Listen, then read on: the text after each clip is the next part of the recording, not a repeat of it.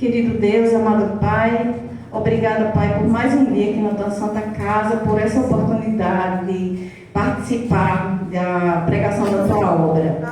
Te peço, Senhor, que o Senhor me capacite, que eu consiga passar a mensagem, que seja recebida nos corações, não só das pessoas que estão aqui dentro, mas aquelas também que estão passando lá fora. Que o Senhor nos abençoe, faça dessa pregação uma pregação abençoada para todos nós, em nome de Jesus. Amém.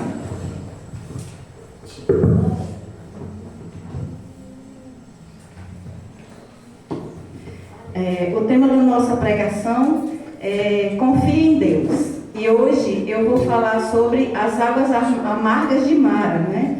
Que está lá no livro de Êxodo, no capítulo 15. Eu vou iniciar. Obrigada, irmão.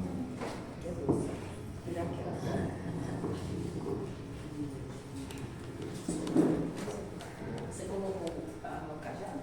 Essa daí é doce. Lá como eu disse, em Êxodo, capítulo 15, do verso 22 ao 27.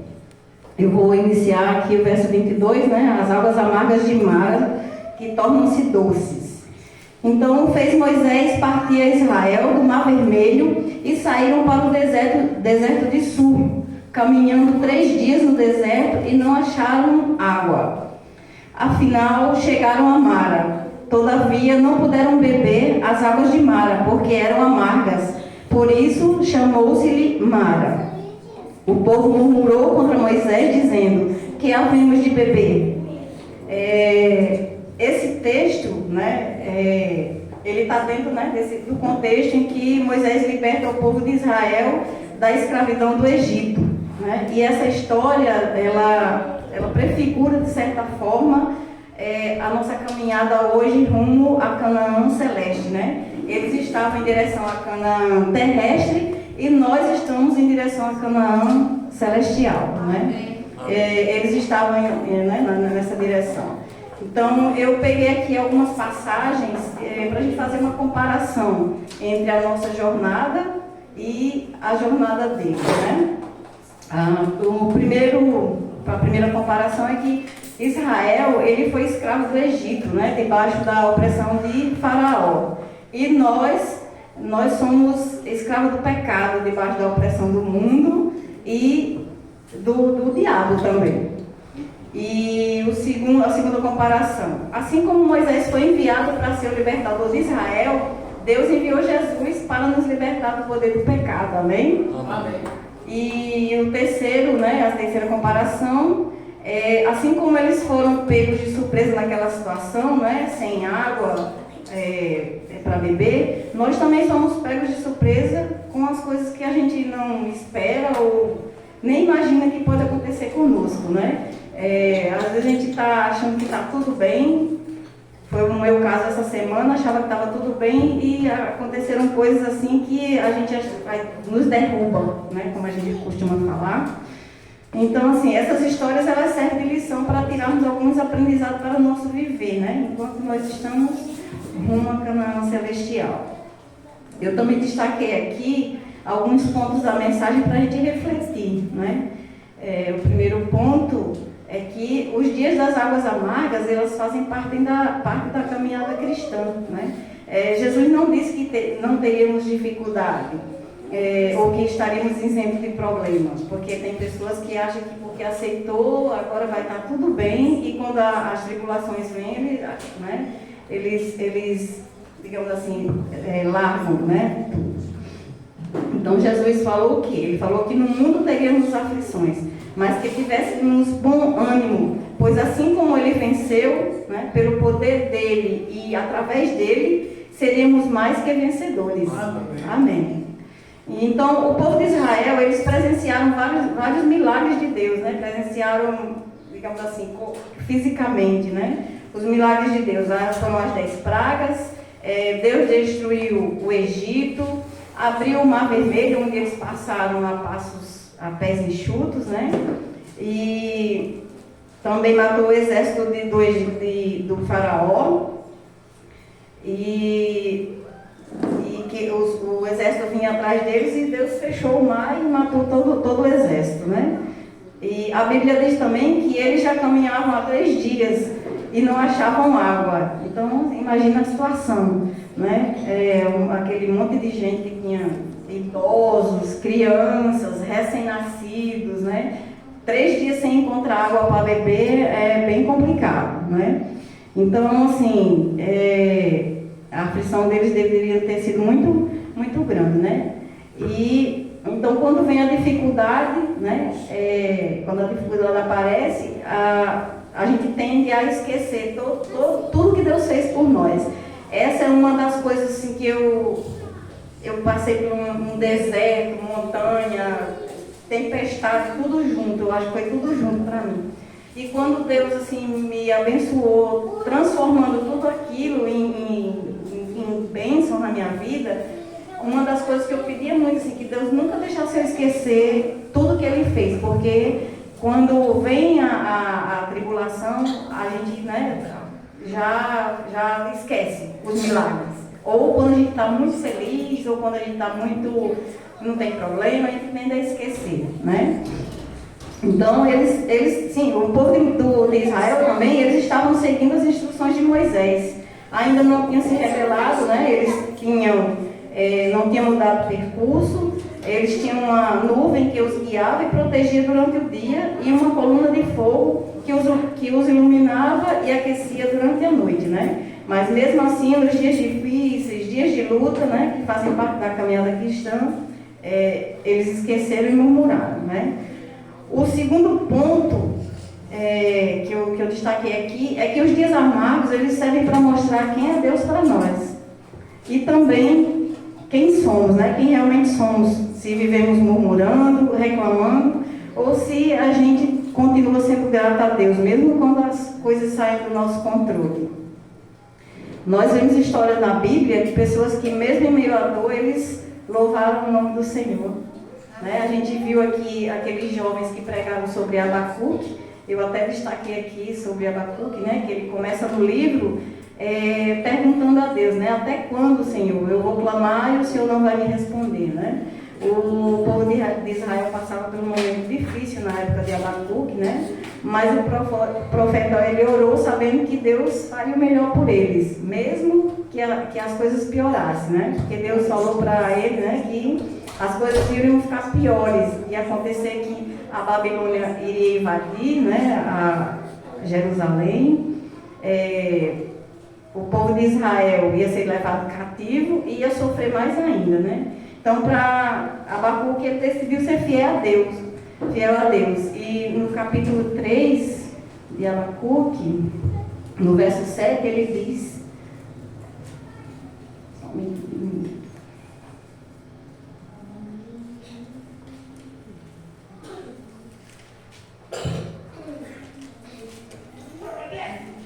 Ele diz que, ainda que a figueira não floresça, nem haja fruto na vida, o produto da oliveira minta e os campos não produzam mantimentos, as ovelhas sejam arrebatadas do aprisco e nos currais não haja gado, todavia, né, no verso 18 ele fala, todavia eu me alegro no Senhor, exulto no Deus da minha salvação. Então Abacuque, mesmo em tempos difíceis, né, ele louvava o Senhor.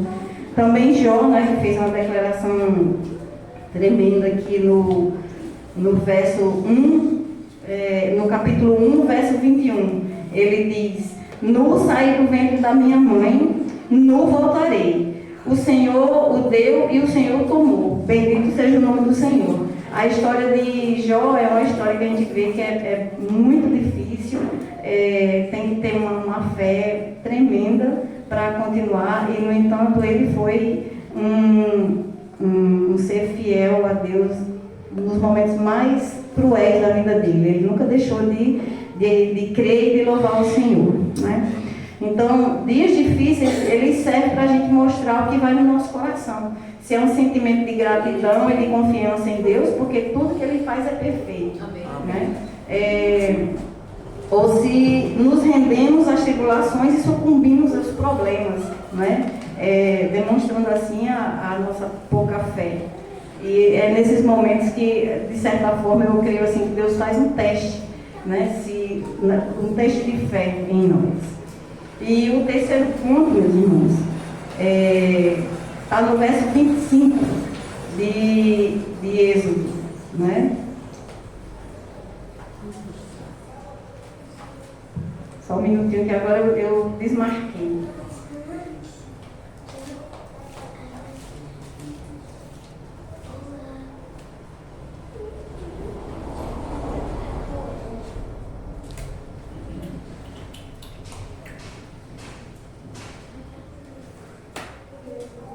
No verso 25, ele diz, né? Então Moisés clamou ao Senhor, e o Senhor lhe mostrou uma árvore. Lançou a Moisés sobre a água, as águas se tornaram doces. Deu-lhes ali, então, estatutos e uma ordenação, e ali os provou, né? Então, Moisés clamou ao Senhor, e Deus ouviu o seu pedido, né? E Moisés lançou a árvore, o galho da árvore nas águas, e elas se tornaram doces. Então, isso também, a gente entende que nos momentos difíceis, né, nós temos que clamar a Deus. Só Ele pode transformar a nossa situação, né? Essa semana, como eu disse, eu tive uns probleminhas, e me encheu tanto assim o coração de angústia, que eu falava, meu Deus, eu tenho que falar com alguém, senão eu vou enlouquecer. E aí depois eu fiquei pensando, não adianta falar com um amigo, com um irmão, com um marido, porque eles não vão resolver meu problema, e eu sei quem vai resolver. Então eu vou conversar com Deus, porque ele sim tem a minha solução. E a gente clama, meus irmãos, e como a escola sabatina, os louvores e até aqui a pregação a gente vê, quando a gente clama a Deus com sinceridade, Ele atende nosso pedido. E a minha resposta veio logo, assim, eu não tenho afirmado, mas assim, no outro dia eu vi, assim, eu pedi muito ao Senhor para quebrantar o coração, né, de uma pessoa, e Ele quebrantou, sabe, pelas respostas que eu tive. Então, assim, o único lugar, a única pessoa que a gente deve correr é para Deus, porque Ele é a solução. Então, quando o povo de Israel estava escravo no Egito, eles levantaram um clamor antes de Moisés ir, né? Então, eles levantaram um clamor e Deus enviou Moisés, né, como seu libertador. E como a gente já conhece a história de Moisés, Deus já estava preparando tudo isso muito, muito antes, porque a história conta que acho que o imperador, né, estava matando as crianças, a mãe de Moisés colocou ele num rio, ele foi resgatado, foi criado pela filha do faraó, enfim. Ele foi preparado todo o tempo para um dia ser o libertador do povo de Israel. Ou seja, antes da gente clamar, Deus já está preparando a nossa resposta, né? Então, os dias amargos também, eles servem para termos uma experiência com o Senhor. E essa experiência é fundamental na nossa caminhada cristã, né? Buscar, através de oração e jejum, um relacionamento íntimo com Deus, nos proporciona a fé e confiança que a gente precisa, né, na hora das adversidades. E, enfim, quando eu me converti, eu queria muito ter essa experiência com Deus, de falar com Deus, de sentir a presença do Senhor na minha vida, e eu não sabia, eu não sentia, eu me achava muito indigna, porque é assim que a gente se sente. E meu sobrinho falava, você precisa ter uma experiência íntima com Deus, um relacionamento íntimo com Deus. Eu não sabia como que era esse relacionamento. Mas à medida que eu fui abrindo meu coração, entregando a minha vida a Deus e deixando Ele estar no controle de tudo, eu entendi. Hoje, eu até costumo dizer, às vezes as pessoas devem me achar bobo, porque às vezes se eu tropeçar, qualquer bobagemzinha que eu faça, às vezes eu comento, ai meu Deus, eu sou lesada, né? Não, Senhor. Então eu falo assim como se Deus estivesse aqui pertinho de mim. E eu acho que é isso, quando a gente tem um relacionamento íntimo, a gente já viu até histórias na Bíblia em que as pessoas chegam a reclamar. Acho que o próprio Abacuque fez isso, né? Chega a reclamar com o Senhor. Então a gente se sente tão à vontade, Ele está tão próximo da gente, que a gente faz isso naturalmente, né? E para encerrar, no verso 27, meus irmãos, que eu vou ler agora, Então chegaram a Elim, onde havia 12 fontes de água e 70 palmeiras que se acamparam junto das águas, né? Nós entendemos nesse verso que Deus já tem o melhor preparado para a gente, né? Daqui a pouco eu vou louvar, e o verso e o louvor diz que eu esteja onde estiver, haja o que houver, Ele cuida de nós, né? Então Ele já tem preparado, Ele já tem o melhor reservado para nós em recompensa a tudo que nós passamos. Amém. Agora nós vamos para o nosso louvor.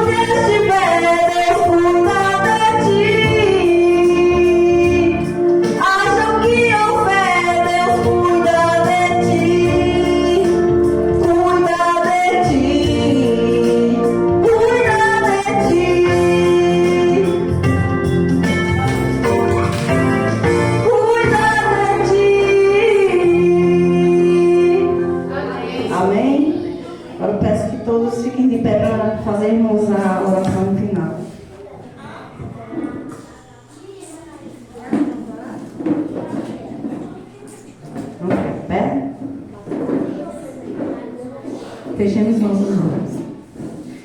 Deus, estamos aqui, Senhor, agradecidos por tudo, por todo o cuidado que o Senhor tem conosco. Essa história do povo de Israel, ela reflete também a nossa história.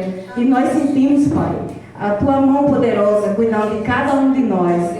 Em cada momento em que nós estamos angustiados, estamos aflitos, sabemos que procurando o Senhor, Ele vai nos acalmar. Às vezes as respostas não estão naquele momento, não é o que a gente quer, mas é o melhor que o Senhor vai fazer por nós, é feito. E nós temos que confiar e esperar em Ti, ó Pai. Amém. Quero também te pedir, Pai, que todos retornem em paz para casa, em seus lares, que o Espírito Santo já esteja lá esperando por todos, que haja paz na vida de todos nós. Em nome de Jesus eu te peço, já te agradeço. Amém. Amém.